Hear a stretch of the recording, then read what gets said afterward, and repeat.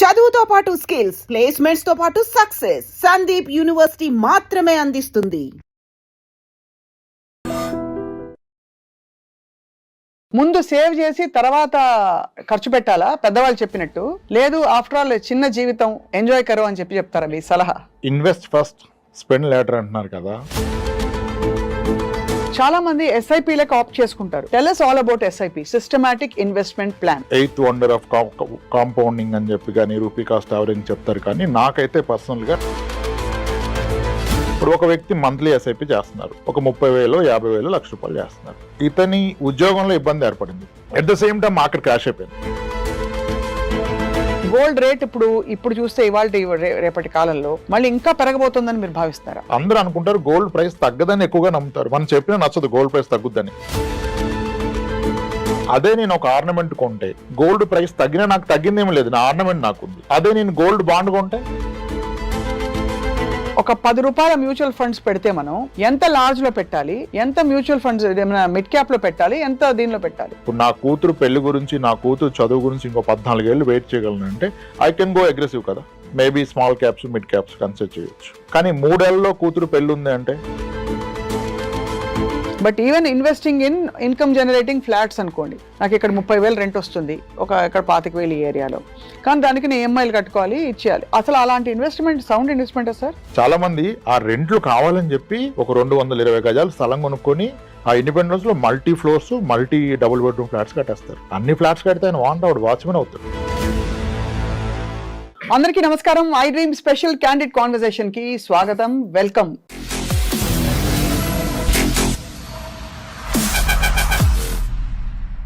Basically డబ్బులంటే బాగా తాత్వికంగా ఉండే వాళ్ళకైనా సరే, లౌకికంగా ఉండే వాళ్ళకైనా సరే డబ్బు పట్ల ఒక విధమైన రెస్పెక్ట్, ఒక విధమైన ఇష్టం ఉంటుందన్నది ముమ్మాటికి నిజం. అందుకే ప్రతి పైసా ఎక్కడ పెట్టుబడి పెట్టినా, మన బీరువాలో దాచుకున్నా దాని వాల్యూ తగ్గకూడదని తపన పడిపోతూ ఉంటారు అందరూ.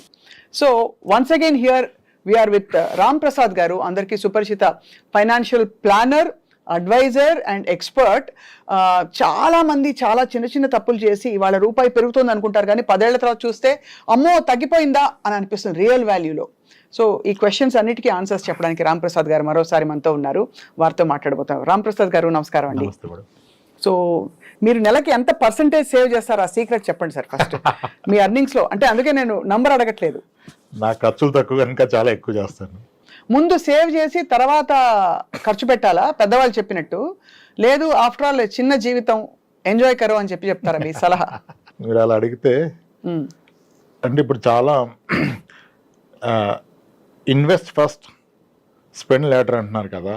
అవును, అదంత కరెక్ట్ కాదనిపిస్తుంది నాకు. అవునా? అదంత కరెక్ట్ ఏం కాదు. Salary minus investments is equal to your expenditure అని చెప్తున్నారు. దాంట్లో స్లైట్ కరెక్షన్ ఏంటంటే salary minus insurance minus expenses is equal to your investment అవ్వాలి యాక్చువల్గా. అంటే నంబర్స్ తో తీసుకుందాం. మీరు ₹100 సంపాదిస్తున్నారు, అందులో ఇన్సూరెన్స్ అంటే ఏమిటి? Health insurance and life insurance. దానికి పెట్టుబడి పెట్టేదంతా తీసేయాలి, ఎందుకంటే అది లేని పక్షంలో మీ ఏ ఆస్తి కూడా సేఫ్ కాదు కదా. అవును, మీ అన్ని సేవింగ్స్, గోల్డ్, ఇల్లు అన్ని వెళ్ళిపోతాయి కనుక ముందుగా ప్రతి ఫ్యామిలీకి సరిపడా హెల్త్ ఇన్సూరెన్స్, బ్రెడ్ విన్నర్కి ఏమన్నా అయితే ఆ ఫ్యామిలీని పోషించగలిగేంత లైఫ్ ఇన్సూరెన్స్, ఈ రెండు ఉండాలి. ఇది రిలీజియస్ గా ఈ ప్రీమియమ్స్ పే చేసి మిగిలిందే మీరు టచ్ చేయాలి. సో అదొక ₹5 పోయింది అనుకుందాం ఈ రెండిటికి, పోతుంది. సో ₹95 మిగిలింది. తర్వాత ఏం చేయాలి? ఆ 95లో ఒక క్వాలిటీ లైఫ్ స్టైల్ లీడ్ చేస్తూ, పిల్లలకు ఒక క్వాలిటీ ఎడ్యుకేషన్ ఇస్తూ, అప్పుడు మిగిలిందే ఇన్వెస్ట్ చేద్దాం. ₹65 అనుకోండి దానికి మొత్తం, పిల్లల ఎడ్యుకేషన్, ఇంటి రెంట్, లేకపోతే ఇంటి EMI అన్ని కలుపుకుని పోతే ₹65 పోయింది. సో 65 ప్లస్ మనకి ఇదంతా పోను మిగిలిన 35 ఏదైతే ఉంటుందో అది ఆ 30 ఇన్వెస్ట్ చేసుకోవాలి. ఆ ₹30 ఇన్వెస్ట్ చేసుకోవాలని చెప్తున్నారు. అది ఇప్పుడు అసలు పాయింట్కి వద్దాం. ₹30, ₹20 చేతిలో మిగిలినప్పుడు రామ్ ప్రసాద్ గారు చాలా మంది ఎస్ఐపీలకు ఆప్ట్ చేసుకుంటారు, ఎందుకంటే మనకి దాదాపు ఈజీ లిక్విడిటీ ఉంటుంది అండ్ మనం ఎంత ఎలా కావాలో, ఎంత రిస్క్ తీసుకుంటున్నామో ప్లాన్ చేసుకోవచ్చు. Tell us all about SIP, systematic investment plan. Primary confusion, అందరూ మ్యూచువల్ ఫండ్స్ వేరు, ఎస్ఐపి వేరు అనుకుంటారు. Systematic investment plan is investing in mutual fund in a systematic way. వాయిదా పద్ధతిలో అప్పులు కొట్టడం అలవాటు అయింది, ఇప్పుడు వాయిదా పద్ధతిలో పెట్టుబడి పెట్టడమే SIP. Most popular is monthly SIP. ఈ మ్యూచువల్ ఫండ్లో అందరూ 8th వండర్ ఆఫ్ కాంపౌండింగ్ అని చెప్పి కానీ రూపీ కాస్ట్ యావరేజ్ చెప్తారు, కానీ నాకైతే పర్సనల్గా లిక్విడిటీ ఈజ్ పవర్ అనిపిస్తుంది. ఓకే, ఇప్పుడు ఒక వ్యక్తి ₹1,00,000 జీతం ఉంది, అతని మినిమం సర్వైవల్ ఖర్చులు 30,000 ఉన్నాయనుకోండి. బేర్ మినిమం బ్రతకడానికి 30,000 అవుతుంది. Food, just homely expenses, education కాకుండా పిల్లలది 30,000 అవుతుంది. ఈ వ్యక్తి కనుక ఒక 30,000 పర్ మంత్ ఎస్ఐపి చేస్తే SIP is completely liquid. At any point of time ఎంత మేరకు కావాలి అంత తీసుకోవచ్చు, ఏ రోజైనా తీసుకోవచ్చు, ఈ రోజు పెట్టి రేపు తీసుకోవచ్చు. ఇప్పుడు ఏమవుతుంది, ఒక వ్యక్తి ఖర్చులు 30,000, ఇతను మంత్లీ 30,000 దాస్తున్నాడు, which is in liquid form. That means technically is buying 1 future month every month. ఇతను కనుక ఈ మంత్లీ ఒక మంత్ కొనుక్కోవటాన్ని ఒక 50 నెలలు కంటిన్యూ చేయగలిగితే ఇతని పాకెట్లో 50 నెలలు ఉన్నాయి.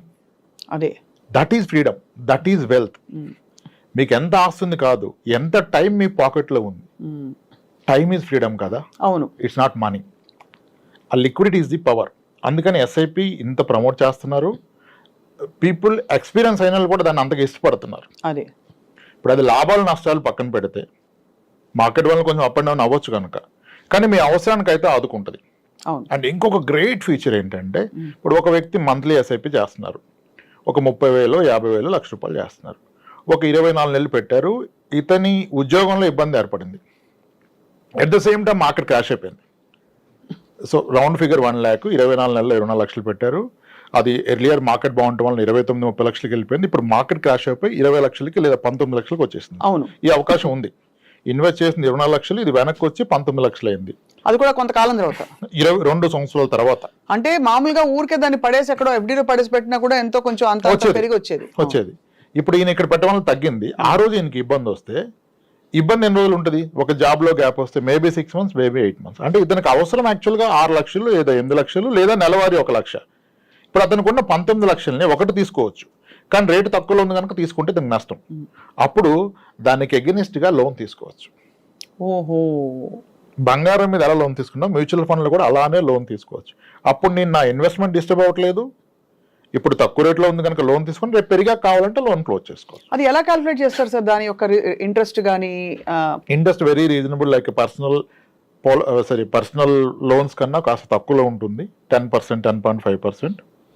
అది అనే డైలీ బేసిస్ కౌంట్ చేస్తారు. You need not to pay EMI. ₹1,00,000 తీసుకుంటే రోజుకి ఇంత అని పే చేయాలి. ఎన్ని రోజులు పడితే అన్ని రోజులకి కడతారు. ఓడీ లోన్ లాగా, ఓవర్ డ్రాఫ్ట్ లోన్ ఇస్తారు కదా, అలా. అది కూడా చాలా గ్రేట్ ఫీచర్. మొత్తం అలా తీసేసుకోకుండా దాని మీద లోన్ తీసుకుని మళ్ళీ అది సహజ స్థితికి వచ్చి పెరిగాక లోన్ క్లోజ్ చేసి విత్డ్రా చేసుకోవడం, కంటిన్యూ చేయడం చేయాలంటారు మీరు. ఆ నష్టంలో కూడా నష్టాన్ని మనం తీసుకోవట్లేదు. డబ్బు తగ్గిన మాట నిజం, ఆ తగ్గిన రేట్లో కొనట్లేదు కదా. ఇప్పుడు గోల్డ్ 7,000 గ్రాము కొన్నాను, రేపు 6,500 లేదా 6,000 అయింది. ఆ రోజు నాకు డబ్బు అవసరం ఉంటే నేను దాన్ని 6,000కి అమ్మితే నాకు నష్టం గ్రాముకు ₹1,000. అదే దాన్ని నేను లోన్లో పెట్టి తీసుకుంటే డబ్బు అంతే కదా.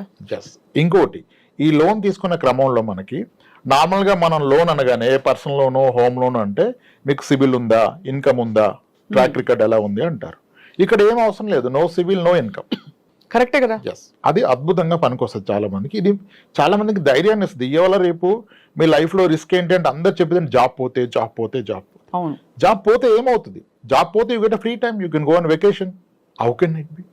మీ డబ్బు ఉంటే వెళ్ళొచ్చు. జాబ్ పోతే భయం ఏంటి? జాబ్ పోతే హ్యాపీనే, ఇంట్లో ఉండే హ్యాపీగా ఫ్యామిలీ. కానీ ఎలా లైవ్లీహుడ్ అంటారు కదా, దానికి ఇది బాగా హెల్ప్ అవుతుంది. అవును, ఇప్పుడు 24 నెలల్లో 24 లక్షలు పెట్టారు ఒక వ్యక్తి, ఇంకో వ్యక్తి 24 నెలల్లో 24 లక్షలు ఒక చిట్టి ముందుగా పాడి ఒక స్థలం కొన్నాడు అనుకోండి. అవును, ముందుగా చిట్టి పాడి 30 లక్షల చిట్టి 25 లక్షలకు పాడి స్థలం కొన్నాడు, దాన్ని చిట్టి కడుతున్నాడు. ఆయన చిట్టి కట్టం అయిపోయింది, ఈయన 24 లక్షలు మ్యూచువల్ ఫండ్ లో పెట్టాడు. రేపు మార్కెట్ బాగోలేదు, రెసిషన్ వచ్చింది, క్రాష్ అయితే రియల్ ఎస్టేట్ కూడా పడిపోతుంది. కానీ ఫట్టుమని దానికి మీకు బయ్యర్ దొరకడు. ఎక్కడో కొన్న స్థలం మీద మీకు లోన్ రాదు. అసలు రియల్ ఎస్టేట్ అంటేనే ఇప్పుడు భయం వేస్తుందండి బాబాయ్. లాస్ట్ టైం అంటే మామూలుగానే అసలే దాని టైటిల్ సరిగ్గా ఉన్నాయా అవన్నీ ఒకటి, రెండోది వెంటనే పోదు, చాలా కష్టం కాదు, ఎప్పటికీ పోదు. అది అదే అమ్మే వాళ్ళకి తెలుస్తుంది, పైన అమ్మనంత వరకు ధైర్యంగా ఉంటాం. అండ్ మనం ఏదో పడి అక్కడ దొరుకుతామా అంటే అది కాదు. ఏం చేసుకుంటాం? అదొక illiquid asset. It is not a usable asset. Non usable, non available, you need to carry it. అవును, చాలా మంది వీళ్ళు అమ్మలాక పిల్లకి అంటగడతారు, అవును, ఆస్తి ఇచ్చాం అనుకుంటారు, రేపు వాళ్ళు మనం తిరిగి తిడతారు, ఎందుకు ఇలా ఇచ్చావని. ఈ పోంది నాకెందుకు ఇచ్చావు, ఎవరు కాపలా కాస్తారు, ఎవరు చూస్తారు. సో ఇప్పుడు అర్థమైంది ఏంటంటే దట్ మనం లిక్విడ్ ఎంత దగ్గరగా లిక్విడ్ గా సేఫ్ గా పెట్టుకుంటే అంత బెటర్ అని. ఈ పాయింట్ లో సార్ ఇప్పుడు గోల్డ్ చాలా పెద్ద టాపిక్.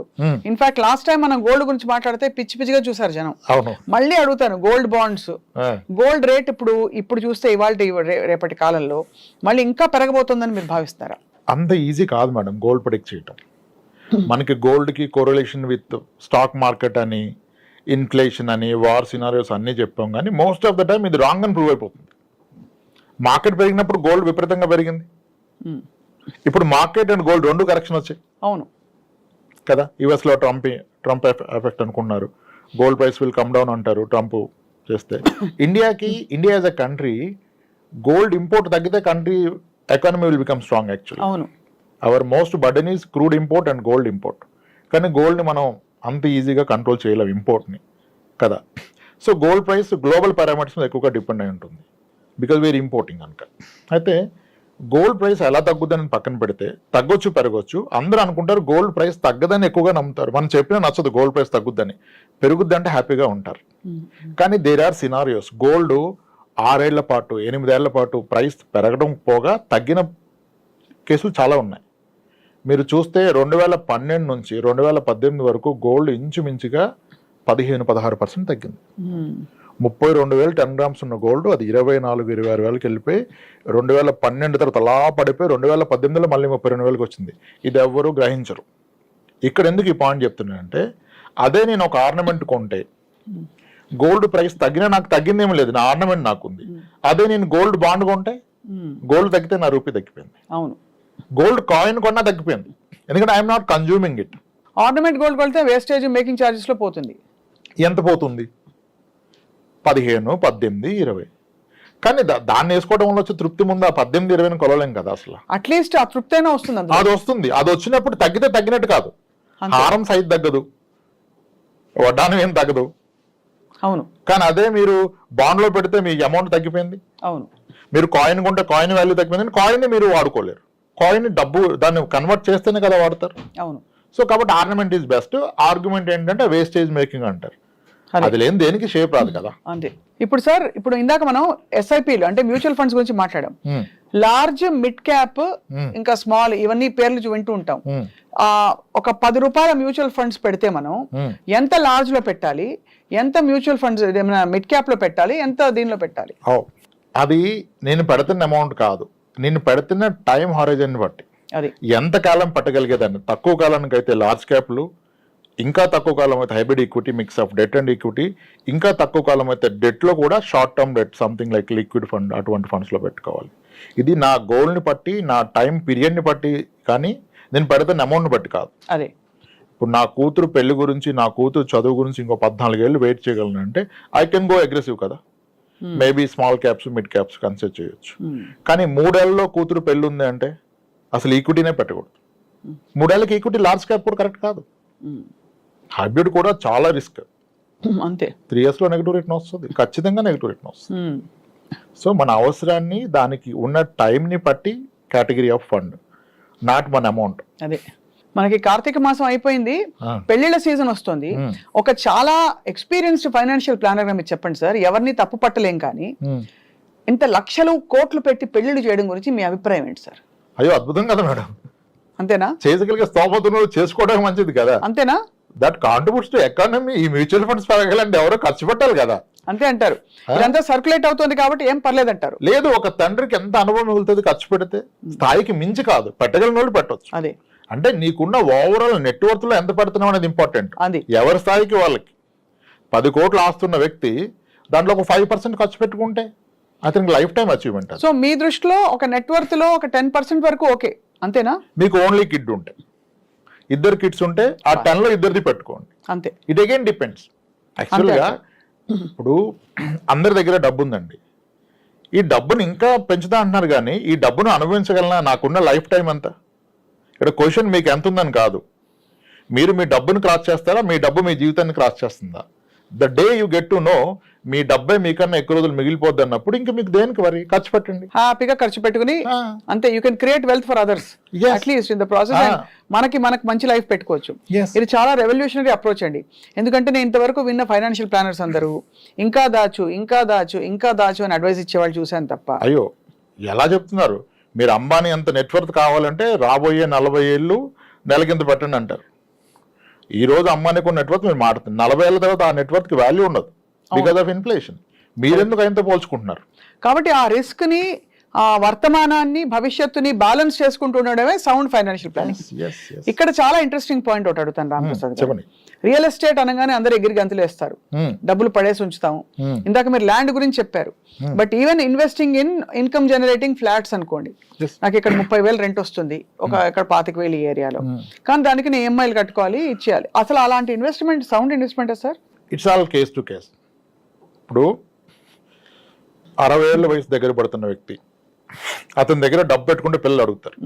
అదే ఒక ఇల్లు కొని పెట్టుకుంటే నేను పోయాక ఇస్తానంటే అప్పటి వరకు ఈయన రెంట్ అనుభవిస్తాడు. అవును. ఇప్పుడు పిల్లోడికి పెళ్లి చేసిన వ్యక్తి ఆయన డబ్బు పెట్టుకుంటే ఆయన ఇల్లే పెట్టుకోవాలి. మీకు ఏముంది అంటే ఏది లేదు నాకు పిల్లమంటే ఎవరిస్తారు? అంతే కదా. మీరు అంటే ఇల్లు ఉంటేనే ఇస్తారంటే తప్పది. ఇప్పుడు ఒక అమ్మాయి తండ్రి గాను అన్నగాను అతను నా చెల్లి కానీ నా కూతురు వెళ్తే ఎలా ఉంటుంది అని ఆలోచిస్తాడు కదా. కాబట్టి ప్రతిదినం ఇప్పుడు ఇల్లు కొనాలా వద్దా, ఇన్వెస్ట్ చేయాలంటే ఇప్పుడు ఏంటి మనం ట్రెండ్ చూస్తున్నాం. చాలా మంది ఐటీలో చేస్తున్నారు, 34-35 ఏళ్ళ వయసు వచ్చింది, పెళ్ళిళ్ళు అవ్వలేదు. అలానే వాళ్ళు చేసుకోవాలని ఉన్నారు, సరైన మ్యాచ్ రావట్లేదు. కొంతమందికి తండ్రి ఉండడు, తల్లి ఒక్కతే ఉంటుంది, వెరీ పూర్ బ్యాక్గ్రౌండ్ నుంచి వచ్చారు, ఇంజనీరింగ్ చేశారు, చాలా స్కిల్డ్, చాలా గ్రో అయ్యారు, నెలకి 2 లక్షలు శాలరీ డ్రా చేస్తున్నారు, 35 ఏళ్ళ వయసు, కానీ ఎవరు చూసేవాళ్ళు లేరు మ్యాచెస్. ఎవరు వచ్చినా అతనికి ఏమీ సరిగ్గా కనపట్లేదు. ఊర్లో చిన్న ఇల్లు ఉంటుంది, ఇతనికి వస్తాను 2 లక్షల సార్లు ఎక్కడ రిఫ్లెక్ట్ అవ్వట్లేదు. ఇతను ఎక్కడో ఇన్వెస్ట్ చేసి మ్యూచువల్ ఫండ్ లో ₹1,00,00,000 ఎఫ్డీలో ఉంటుంది, సేవింగ్స్ ఫండ్ లో 80 లక్షలు ఉంటుంది, కానీ ఎవరికి చూపిస్తారు, ఎలా చెప్తారు? అప్పుడు మీరు ఇల్లే కొనాలి. అవును. అతను ఫస్ట్ ఒక మంచి ఇల్లు, దాంట్లో ఒక అద్భుతమైన ఫర్నిచరు, అత్యద్భుతంగా గృహప్రవేశం చేసి అతని రిలేటివ్స్ చూపిస్తే అప్పుడు వాళ్ళకి ఒక నమ్మకం వస్తుంది. అప్పుడు ఏమన్నా ముందుకు వస్తారు. నువ్వు అంత బాధ మనసులో పెట్టుకొని అవ్వట్లేదని, ఇంకా అవుతుందా లేదన్న భయంతో ఉంటే నీకు హెల్త్ పాడైపోతుంది. నువ్వు సాలబిలిటీ లేదు కదా. అవును. ఏం చూసిస్తారు? కరెక్ట్. బ్యాంక్ అకౌంట్ బ్యాలెన్స్ ఎవరు చూడరు కదా. ఇప్పుడు అది అయిపోయింది, మొదటి పర్పస్ అయిపోయింది. నేను చాలా మంది చెప్తాను, ఇన్వెస్ట్ చేస్తుంటే వద్దు ఆపేసేయండి, ముందు మీ మీద ఇన్వెస్ట్ చేసుకోండి, మంచి కారు కొనండి, మీ అమ్మగారికి పలానా నగలు చేపించండి, మీరు ఇల్లు కొని ఇంట్లో అద్భుతమైన ఫర్నిచర్ పెట్టండి, పెళ్లి చూపులు మీ ఇంట్లో పెట్టుకోండి, చూపించాలి, అవి ఉండాలి, తప్పే ఉంది కదా. అది చేశాక నేను ఇంకొక ఇల్లు కొంటానంటే అప్పుడు పెట్టుబడి పరంగా ఆలోచించాలి. నేను పెట్టే పెట్టుబడి ఎంత, నాకు వచ్చే రేట్ ఎంత. మొదటి ఇంటికి పెట్టుబడి కాదు, అది మీ కన్జంప్షన్. అవును. ఇలా అంటే ప్రతి వ్యక్తికి, ఇప్పుడు పెళ్లి కాని వ్యక్తి ఇల్లు కొంటే తప్ప అవ్వదు, వయసు దాటిపోయాక. సార్ ఇవాళ రోజుల్లో డబ్బులు చేతిలో ఫ్రీగా ఉంటే తప్ప 1.5 కోటి పెట్టందే ఒక మామూలు ఫ్లాట్ కూడా రావట్లేదు. అవునండి. అంటే ఒక ఇన్కమ్ జనరేటింగ్ ఫ్లాట్ రావట్లేదు. మిగతా చోటంతా 10,000, 15,000 రెంట్, అది ఏ మూలకి పనికిరాదు. ఓ 40,000 రూపాయలు రెంట్ రావాలంటే 1.5 crores మినిమం పెట్టాలి కదా. మరి దానికి కనీసం ఎంత మధ్యతరగతి వాళ్ళు చూసుకుంటే కనీసం ఎంత పెట్టుబడి డౌన్ పేమెంట్ పెట్టినా ₹1 కోటి అయితే వాళ్ళు లోన్ తీసుకోక తప్పదు. అవును. సో మీకు వచ్చే రాబడి 40,000 రెంట్ వర్సెస్ మీరు ఇంట్రెస్ట్ ఎంత కడుతున్నారు EMI చూస్తే అది సరితూగుతుందా? ఇది చాలా బండ లెక్కలు అడిగాను నేను మిమ్మల్ని. లేదు, మీరు వేసింది మంచి లెక్క. ఇప్పుడు దీని మీద నడుస్తుంది, ఏమంటారు, fools build house, wise people live in that. Fools build houses, wise men live in them. Actually, if you see sir, it's a beautiful thing. Except మనం మేకులు ఎక్కువ కొట్టుకొని పెయింటింగ్లు పెట్టుకోలేదనుకునే ఆంక్షలు ఉంటాయి తప్ప తలకాయ నొప్పి సార్ ఒక ఇంటిని భరించడం బియాండ్ వాట్ యు నీడ్ చెప్తున్నా. ఇక్కడ అంటే ఇప్పుడు ఏమంటారు అంటే ఇంత వడ్డీ కట్టడం అవసరమా, నీకు వస్తున్న రెంట్ కన్నా వడ్డీ ఎక్కువ అంటారు. కానీ మీరు ఇచ్చింది ఎగ్జాక్ట్ ఫిగర్ చెప్పారు. మీరు 1.5 crore ఫ్లాట్ హైదరాబాద్లో ఈరోజు ఒక గేటెడ్ కమ్యూనిటీలో ఉంటే మీకు 40 నుంచి 45,000 రెంట్ గ్యారంటీ. అవును. 45,000 రెంట్ గ్యారంటీ. ఈ రెంట్ ఎవ్రీ ఇయర్ 5% పెరగడం కూడా గ్యారంటీ. ఓకే. అవును. అంటే 10 years లో రెంట్ ఇంచుమించుగా డబుల్ అయిపోద్ది. అవును. రైట్. కానీ మీ EMI డబుల్ అవ్వదు, ఇది ఎవరు ఒప్పుకోరు. EMI పెరగదు, నిజానికి తగ్గుతుంది. అదేంటి రీసెంట్గా పెరిగిందంటే మీరు అబ్జర్వ్ చేస్తే ఇప్పటి నుంచి కాదు, 95 నుంచి హోమ్ లోన్ ఇంట్రెస్ట్ చూస్తూ రావాలి. 13% హోమ్ లోన్ ఇంట్రెస్ట్ ఉండేది, అలా తగ్గుతూ బిఫోర్ కోవిడ్ 6.97కి వెళ్ళిపోయింది. కోవిడ్లో అది 8.59కి వచ్చింది, ఇప్పుడు మళ్ళీ 8.6కి వచ్చింది. అంటే looking at the long term trend me home loan interest will go down, going further మళ్ళీ 7కో 6.9కో వచ్చేస్తుంది. అప్పుడు మీరు అదే ఈఎంఐ పే చేస్తే మీకు ఇంట్రెస్ట్ తగ్గింది కనుక మీరు తీసుకున్న 20 years loan tenure by default 16 years close అయిపోద్ది. అవును. ఆన్ ద అదర్ సైడ్ మీ rent will double in 10 years. Then EMI and rent is becoming equal in 10 years. Equal. And 10 years లో మీ ప్రాపర్టీ వాల్యూ కూడా డబుల్ అవుతుంది. So మీరు అనడం ఏంటంటే ఇలాంటివి పెట్టుకున్నప్పుడు వెంటనే కాదు returns, over period of time ఒక బ్రేక్ ఈవెన్ పాయింట్ అయ్యాక మీకు యాక్చువల్ రిటర్న్స్ రావడం మొదలెడతాయి. అవుతుంది. 10 years లో most of the apartments are become double. ఎవరు ఒప్పుకోరు అపార్ట్మెంట్ డిప్రిషియేటింగ్ అసెట్ అంటారు. No, the fact is Hyderabad లో గత 40 ఏళ్ళుగా కొన్న అపార్ట్మెంట్స్ ప్రతి 10 ఏళ్ళకి రెట్టింపు అవుతూ వచ్చింది. 20 years తగ్గిపోద్ది, 10 yearsకి ఏం లేదు. సోమాజిగూడలో క్రాంతి శిఖర ఒక అపార్ట్మెంట్ ఉంటుంది 1987లో ₹1,00,000 లోపల అమ్మారు. ఎక్కడ డిప్రిషియేట్ అయింది? అదే కదా. శారదా స్టూడియో పక్కన కీర్తి అపార్ట్మెంట్ ఉంటుంది, లాల్ బంగ్లా ఎదురుగా దివ్యశక్తి అపార్ట్మెంట్ ఉంటుంది. ఇవన్నీ 1,00,000-2 లక్షలు కొన్న అపార్ట్మెంట్లు ఈ రోజు 40 లక్షలు పైమాట, 60 లక్షలు పైమాట. అపార్ట్మెంట్ డిప్రిషియేషన్ లేదు, కానీ ఎవరు ఇది పూర్తిగా వినరు. డిప్రిషియేషన్ ఎవడు ఉండు, లీకేజు, రిపేరు, ల్యాండ్ రాదు అంటారు. అలా కాదే. నేను 10 ఏళ్ళకి రెట్టింపు అన్నాను, లేదు అంతకంటే చాలా ఎక్కువగా పెరిగాయి. అవును. 2002లో అప్సిగూడ స్ట్రీట్ నెంబర్ 8 ఎంత 6 లక్షల రూపాయలు ఫ్లాట్. ఈ రోజు ఎంత? అంతే కదా, 60 లక్షలు. 10 రెట్లు పెరిగింది 22 ఏళ్లలో. మలేషియా టౌన్షిప్ ఎంత కమ్మారు? 17-18 లక్షలకి అమ్మారు. ఈ రోజు 1.5 crore పెరగదంటారు. సరే, తగ్గింది ఎగ్జాంపుల్ చెప్పడం దొరకదు. అందరూ అనుకుంటారు అపార్ట్మెంట్ పాత అయితే ఎవరో కొనరని. ఇక్కడ రియాలిటీ ఏంటంటే అపార్ట్మెంట్ పాత అయితే ఎవరో కొనరు కాదు, పాత అపార్ట్మెంట్ ఎవరు అమ్మరు. అవును. ఇంకో పెద్ద అపోహ ఏంటంటే 20 ఏళ్ళు దాటిన అపార్ట్మెంట్ 40 లక్షలకి వచ్చేస్తుంది కదా అంటాడు. ఫస్ట్ ఆయన కొన్నది 5 లక్షలకి, అది 40 అవ్వడం గొప్ప విషయం, అది ఒప్పుకోడు. కొత్త ఫ్లాట్ వచ్చి 80 లక్షలు కదా, అది 45 అంటాడు. అది రాంగ్ కంపారిజన్ కదా. నువ్వు కొన్న రేటుకి ఎంత ఉందో ఆలోచించాలి. పెళ్ళైన 20 ఏళ్ళ తర్వాత కొత్తగా పెళ్లి చేసుకుంటూ చాలా ఇస్తున్నారు, కట్నాలు నాకు తక్కువ ఇచ్చారంటే ఎలా? తప్పు కదా. పాతదాన్ని కొత్తదాన్ని కంపేర్, పాతదాన్ని కొన్న రేటుతో కంపేర్ చేయాలి. అలా చూస్తే అపార్ట్మెంట్స్ ది బెస్ట్ అని చెప్పను, కానీ it's not a bad investment. మీరు చెప్పిన లాజిక్ లో 40-45 వేలు రెంట్ ఉంటే 10 ఏళ్ళలో రెంట్ రెట్టింపు ఉంది, మీ ఈఎంఐ రిమైన్ అట్ 90 కదా. అవును. అక్కడ నుంచి రెంట్ పెరుగుతుంది, ఈఎంఐ పెరగట్లా. It starts giving you some money. అది కాబట్టి ఇల్లు కొనటం బ్యాడ్ అని చెప్పకూడదు. మీరు అన్న అపార్ట్మెంట్ వర్కౌట్ అవుతుంది. Same logic independent house work out అవ్వదు. Independent house rental is very less. Rents తక్కువ ఉంటాయి, దాన్ని తీసుకునే వాళ్ళు బై కన్స్యూమర్స్ తక్కువ ఉంటారు, దాని రిపేర్లు ఎక్కువ ఉంటాయి. అవును, రిపేర్లు ఎక్కువ ఉంటాయి. చాలా మంది ఆ రెంట్లు కావాలని చెప్పి ఒక 220 గజాలు స్థలం కొనుక్కొని ఆ ఇండిపెండెంట్ హౌస్ లో multi floors, multi double bedroom flats కట్టేస్తారు. అన్ని ఫ్లాట్స్ కడితే ఆయన వాంట్ వాచ్మెన్ అవుతాడు. అవును. ఎంత టెన్షన్ అంతమంది టెనెంట్స్కి సర్వీస్ ఇవ్వాలంటే. పొద్దున్నే మోటార్ కాలిపోతే ఎవడు ఆ రోజు జాబ్ మానుకోవాలి? మీరే కదా. దాన్ని ఇన్వెస్ట్మెంట్ అంటున్నారు. మీ ఓవరాల్ కట్టుబడికి అయింది ఎంత, మీకు వస్తున్న రెంట్ ఎంత? అదే అమౌంట్ మీరు అపార్ట్మెంట్ లో 2 ఫ్లాట్స్ కొంటే అద్భుతంగా అంతకన్నా ఎక్కువ రెంట్ ఇస్తుంది, హ్యాపీగా కూర్చోవచ్చు. అదొకటి. రెండోది మ్యూచువల్ ఫండ్స్ లేదా ఇంకా లిక్విడ్ ఆప్షన్స్ లో మీరు కనుక ఆ డబ్బులు ఇవన్నీ నెక్స్ట్ లెవెల్. మనకు తెలిసిన దాంట్లో మాట్లాడితే అది వాడుతున్నాం. These all next level. చాలా సౌండ్ అడ్వైస్. అయితే ఫైనలీ సార్ రాంప్రసాద్ గారు, ఇవాల్టి శీర్షికకి ముగింపు పలికేలోపు రిటైర్మెంట్ ప్లానింగ్ అని ఇప్పుడు మనకి ఇండియాలో కూడా బాగా ఊపందుకుంటుంది. How should middle class working professional plan for their retirement? అంటే ఆ ప్రాసెస్ ఏంటి? ఉదాహరణకి ఇద్దరు పిల్లలు 10వ తరగతి 8వ తరగతి వయసులో ఉన్నారనుకోండి. వాళ్ళ చదువులు పూర్తవ్వాలి, వాళ్ళ పెళ్లిళ్ళు పూర్తవ్వాలి. అయ్యాక వీళ్ళకి కొంచెం మిగలాలి. ప్రైవేట్ సెక్టర్ కాబట్టి మోస్ట్ లైక్లీ పెన్షనబుల్ జాబ్ కాదు. ఎలా ప్లాన్ చేసుకోవాలి? ఇప్పుడు నాకు 60 ఏళ్ళు వచ్చాక నాకు ఎంత డబ్బులు ఉంటే అమ్మ నేను సేఫ్ అని అనుకోవచ్చు, నేను స్వప్నాన్ని అనుకోండి, లేదు మా ఇతను అనుకోండి. ఎలా ప్లాన్ చేసుకోవాలంటే మేడం, ప్రయారిటీ చేసుకున్నప్పుడు పిల్లల చదువులు పెళ్ళిళ్ళు పక్కన పెట్టయితే రిటైర్మెంట్ పెట్టుకోవడం అవ్వదు. ఈ ప్రాసెస్లో ఎంప్లాయీ ప్రావిడెంట్ ఫండ్ కూడా ఎవరు ఉంచట్లేదు, బ్యాలెన్స్ తీసేస్తున్నారు. వీళ్ళకి రియలైజ్ ఎప్పుడు అవుతారంటే 50 years వచ్చాక రియలైజ్ అవుతారు.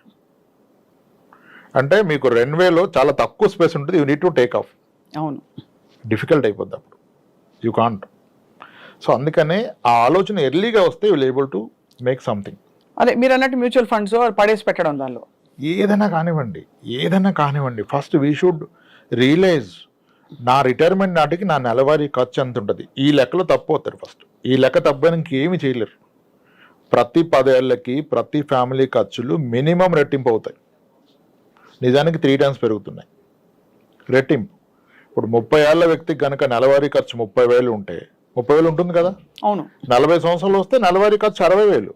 50 ఏళ్ళు వస్తే 1,20,000, 60 ఏళ్ళు వస్తే 2,40,000 నెలవారీ ఖర్చు అవుద్ది. అది అవదంటాడు ఆయన. అంత అవుతుందా? అంత అయితే ఎవరిని బ్రతుకుతారా అంటాడు. అది అంత అవుతుందో లేదో మీ నాన్నగారు 30 ఇయర్స్కి ఎంత అయింది, ఇప్పుడు 60,000 ఎంత అవుతుందో చూడు తెలిసిపోద్ది. సో ఇవాళ నా ఖర్చులు చూసుకుని నేను ఒక 20 ఏళ్ల తర్వాత నాకు ఎంత కావాలో చూసుకోవాలి. 4 రెట్లు 4 రెట్లు చూసుకోవాలి. ఆ 4 రెట్లు ఇచ్చే సాధనం ఏముంది? 4 రెట్లు ఉంటుందా సార్? ఖచ్చితంగా అంతకంటే ఎక్కువ ఉంటుంది. సో ఇవాళ ఫర్ ఎగ్జాంపుల్ ఇవాళ ఒక 60,000 ఖర్చు పెడితే నేను నెలకి నాకు 2,40,000 కావాల్సి ఉంటుంది. ఖచ్చితంగా కావాల్సింది. అది లోయర్ సైడ్, అది సరిపడదు నిజానికి. నమ్మరని అబద్ధం చెప్పినట్టు అయిపోయింది పరిస్థితి. 30 ఏళ్ల క్రితం సరాసరి 1,000 రూపాయల్లో చాలా అద్భుతంగా బ్రతికేవాళ్ళు. ఈ రోజు 30,000 లేకుండా బ్రతకగలరా? అంటే ఆ రోజు నెలకి ఎంత అయిందో ఇప్పుడు రోజుకి అంత అవుతుంది. This is inflation. అండ్ మీ లెక్కలో నెలవారీ ఖర్చు ఈజ్ ఈక్వల్ టు అప్పుడు పిల్లల బాధ్యతలు అవి ఉండవు కాబట్టి ఒకటి మన ఇంటి ఫుడ్ ఖర్చు, మనకి ఇంటి ఈఎంఐ ఉండకూడదు. అంటే ఒక సొంత ఇల్లు ఏదో ఒక ఇది ఉండాలి, ప్లస్ మెడికల్ ఖర్చులు, ప్లస్ ఇంకేమన్నా నేను అదనంగా పెట్టుకునే ఇంకా ట్రావెలింగ్ వాట్ ఎవర్ అవి ఇవి పెట్టుకుంటే అది లెక్క చేసి ఒక 50,000 అయింది అనుకోండి అది నెలకి ఒక మనిషికి. అది మనకి 60 ఏళ్ళకి 40 ఏళ్ళకి 50,000 ఉంటే 2 లక్షలు అవుతుంది. అది 2 లక్షలు ఖచ్చితంగా అవుతుంది. ఖచ్చితంగా అవుతుంది. 2 లక్షలు నాకు రాబడి రావాలంటే దాదాపుగా ఒక 3 కోట్ల రూపాయలు లిక్విడ్ క్యాష్, 4 కోట్లు అయితే బెస్ట్. 3-4 కోట్లు ఉండాలి చేతిలో. భయంగా ఉంది సార్ వినడానికి. అంటే అలా ఇన్వెస్ట్ చేసి వైజ్ గా ఇన్వెస్ట్ చేసి దాచుకోగలగాలి. ఖచ్చితంగా అండి, లేకపోతే ఇబ్బందులు పాలవుతాయి. అది రేపటి రోజు ఇబ్బందులు పాలవుతాయి. పిల్లలు ఉంటారు, పిల్లలు చూసుకుంటారు అనుకుంటారు, కానీ ఇప్పుడు టైం మారిపోతుంది సార్. సంస్కృతి కూడా మారుతోంది. అందరూ న్యూక్లియర్ ఫ్యామిలీస్లోకి వెళ్ళిపోతున్నారు. పిల్లలు కొంత బాధ్యత తీసుకున్నా కూడా ఇండిపెండెంట్ గా ఉండడానికి ఈ జనరేషన్ అలా ఉంది. పేరెంట్స్ ఎక్కువ మేము చూసుకోగలుగుతాం అనే టైప్ లోనే ఉన్నారు చాలా మంది. అలా పిల్లల్ని వెళ్ళిపోమని చెప్పే పేరెంట్స్ కూడా వచ్చారు. మీరు దారి చూసుకోండి, ఎవరి లైఫ్ వాళ్ళదిరా, let's meet once in 3 months. With in Hyderabad ఉన్న పేరెంట్స్ కూడా ఇష్టపడలే పిల్లలతో ఉంటాను. వీకెండ్ మీరు రండి లేదా మేము వస్తాం అని చెప్పేస్తున్నారు. ఎప్పుడు ఇది మీ ఫైనాన్షియల్ ఫ్రీడమ్ మీరు అచీవ్ అయినప్పుడు. లేనప్పుడు ఏం చేస్తారు, నన్నుగా చూసుకోవాలంటారు. ఇవన్నీ ఫర్ అ హెల్దీ అడల్ట్. ఎక్కడైనా అవాంఛనీయ సమస్య, ఆరోగ్య సమస్యలు వస్తే ఇంకా అంతకంటే కాంప్లికేటెడ్. బట్ ఏదేమైనా ఇవాళ అనుభవిస్తూ రేపటి కోసం దాచుకోవడం ఎలా అన్నదే ఒక ఆర్ట్. అటువంటి ఆర్ట్కి మీలాంటి అడ్వైజర్స్ ఉంటారు కాబట్టి ఇంకా డౌట్లు ఉంటే రాంప్రసాద్ గారు మిమ్మల్ని సంప్రదిస్తారు. మా వ్యూవర్స్ చాలా బాగా చెప్పారు sir. Thank you so much. నా ఫేవరెట్ సబ్జెక్ట్ ఇది. నేను కూడా ఫైనాన్స్ స్టూడెంట్ని కాబట్టి అనుకోకుండా మీరు ఇవాళ మిమ్మల్ని ఇంటర్వ్యూ చేయడం చాలా సంతోషం వేసింది. రైట్ అండి, థ్యాంక్స్.